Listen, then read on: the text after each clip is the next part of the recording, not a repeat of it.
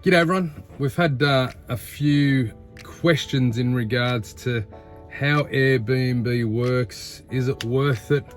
What have you got to do to get it up and running? So we contemplated renting the place out, knowing that we're going to be away for 14 months. We contemplated obviously Airbnb the place out as well. So we really tried to weigh up the pros and cons of both scenarios. Look, obviously the pros for being rented out, you know it's always there, you know it's always coming through. The cons for renting it out for us was just not keeping an eye on who was in there. You can't sort of pick and choose who you want to be in there because the timing's got to be perfect. Not easy just to get someone for 12 months at the time that you're leaving and then get them out when you come back. So that was going to be a little bit tricky. You know, how much damage can people do in 12 months to your home? The answer is probably a lot. So if it's not being regularly visited while people are in there, I think it could get out of hand pretty quickly. Then again, it could work out. We didn't want to take that risk, so we looked at the Airbnb side of things, which we knew we would probably get similar money for the time that we were going to be away. But the thing that really sort of sold it to us was, you know, it was literally going to be cleaned every week to 2 weeks. We were going to have someone going in there and checking it out, making sure it was all good. So it was really going to be taken care of. We've got a pool as well, so that had to be taken care of, I suppose, the right way, so it didn't cause any issues going down. So we're only 2 months in. It's all been pretty smooth sailing. We had a hectic December, January. Obviously, that's just peak season. So the majority of December, the majority of January were fully booked. At premium prices, mind you, so we got some really good pricing for it. It was literally, you know, the nightly price was what we're going to get per week for a full-time renter, if that sort of puts it into perspective for you. So that's what outweighed renting.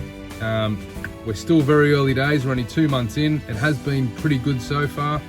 We're coming up to a slow period for February, March. And then we'll ramp up again in April over Easter. And then we'll just monitor it as it goes through. So I'll tell you how it all works, just in case you're looking at Airbnb side of things.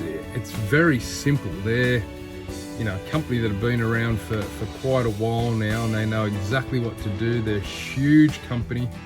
They're using your property to rent out to their guests. So in return, I suppose they do all the back end of the work. So what you guys need to do is get some really good pictures. It doesn't have to be A class, but just make sure it's the best angles.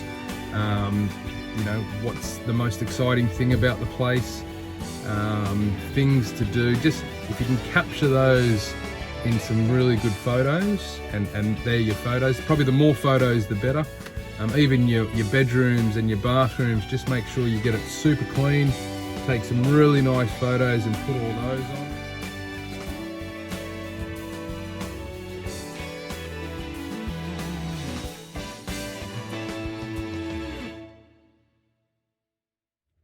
And then obviously the detail when you talk about the place and what you can do.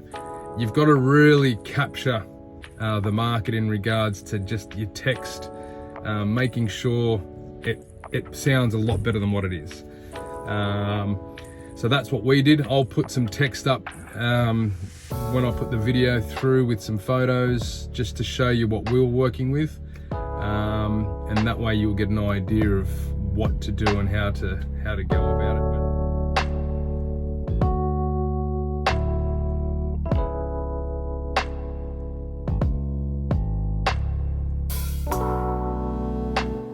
Simple. Once you've done those two things, you've put your photos up, you put some great text there. Once you do that, I would, well, Airbnb pretty much takes it from there. So they will give you an update in regards to someone's booked in at that price. They'll break it all down for you. You know, we've got a cleaning fee on our one of $250, which the guests pay. We've got, you know, there's a like I said, there's a breakdown that Airbnb gives you in regards to what they're going to charge the guests, what they're charging you, your cleaning fee, and then they'll give you an amount that you're going to get once that client's in there. When they do, the guests come in, so just before the guests come in, Airbnb will send you a message through their support team. It'll come up and it'll say, guests so-and-so are coming in. Reach out to them, maybe tell them about the directions to get there. And that's a good opening to say to your guests, hey, how you going? Great to see that you're coming to enjoy our place. We look forward to it. And that's a good sort of contact point to be able to get in touch with your guests. Once you've touched base with your guests, they usually get back in touch with you to say, great, we're looking forward to it as well. Once the guests come through, I think the first or second day, Airbnb will send you another message to say, we're going to pay whatever it is into your bank account within the next 10 or 12 working days. So you get that message, which is good. Once the clients, or the guests I should say, come and leave, Airbnb again send you a message to write a review. So you have to write a review about the guest, and then the guests will write a review about you. So very important to start building up guest reviews, because obviously that's going to sell your property as well. So, you know, just make sure you keep in touch with the guests while they're there. I'm always on the phone with them just to say, hey, how you going? Is it all right? Or sending them a message. If there's anything they want, they either contact myself or a caretaker that we've brought on board. So keeping that communication is extremely important to make sure you get a very good review once they leave, which is going to benefit you with future bookings for sure. What we've done as well, what we had to do was, you just got to make sure, it's vital that you make sure you get a good caretaker, cleaner, whatever you want to call them, to take care of the house, keep an eye on it, make sure everything's okay, go and buy all your supplies if you've run out, clean the house. So that's what our girl's doing. She's you know, we've known her for 11 years, so she's a very good friend of ours. She's a dog walker, so it's really worked into her schedule quite nicely. So she just runs the whole thing. She will take you know, phone calls and questions in regards to how do you work the barbecue or whatever it is, to make sure the guests are having a good time. So yeah, she's like gold to us. So you make sure you get someone that's really good at that, and if they can do everything for you, the cleaning, the caretaking, going buying your supplies, making sure it's all good. She collects all our mail, you know, she sends photos, she's spot on in regards to it all. I've also got contact for a handyman as well, so if anything breaks down, I can ring this handyman up, he goes in, fixes it all up, and voila, it's back up and running again. And that's really important to keep your guests happy, because at the end of the day, you need those reviews coming through. So that side of things sort of runs as well as who you've appointed to take care of the place. The whole Airbnb side is extremely streamlined, it's professional, you're always getting messages, you're always on top of it. So there's really nothing that's going to seep out. It's extremely easy to sort of do. So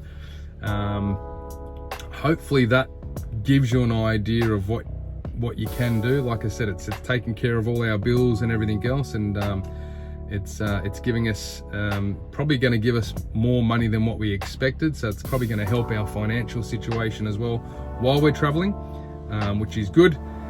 So look, any questions, just send me a message in regards to it, and I'll answer it straight away for you. But yeah, if you can get it going, do it, because that's going to help you out. And I think it's, for us, it's so far a much better avenue than just renting it out and not really knowing what people are doing in your house. So hopefully that's helped. Take care. Check you on the other side.